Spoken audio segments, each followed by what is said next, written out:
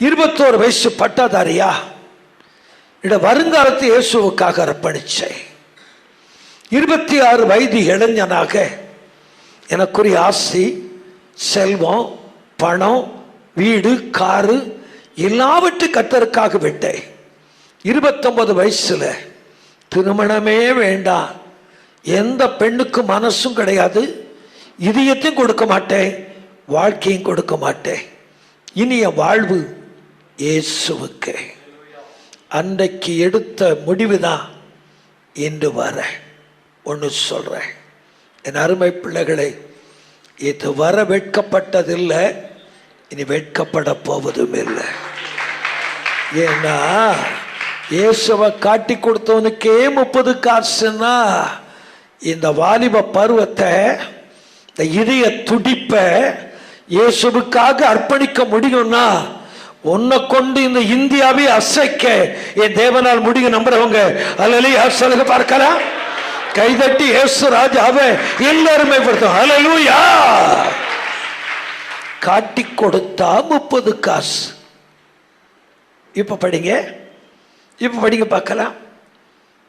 அப்போஸ்தலர் 5 அதிகாரம் 32 வசனம் படிங்க. அப்போஸ்தலர் 5:32. இந்த சங்கதிகளை குறித்து நாங்கள் அவர்களுக்கு சாட்சிகளாய் இருக்கிறோம். தேவன் தமக்கு கீழ்ப்படுகிறவர்களுக்கு தந்தருளின பரிசுத்த ஆவியும் சாட்சி என்றார்கள். காட்டி கொடுத்தா 30 காசு.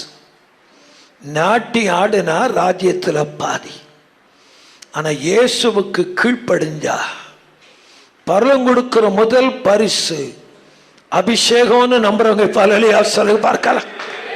நல்லாவே அல்லேலூயா சொல்லுங்க. பிள்ளைகளே, நீங்களும் நானும் வாழுகிற காலம், இந்த யுகம் பிதாவாகிய தேவனுடைய யுகம் அல்ல, குமாரன் இயேசுனுடைய யுகமும் அல்ல. பெந்தெக்கோஸ்தே நாளிலே என்றைக்கு ஆவியானவர் உலகத்துல வந்து இறங்கினாரோ இது பரிசுத்த ஆவியானுடைய காலம் என்று நம்புறவங்க அல்லேலூயா சொல்லுங்க பார்க்கலாம்.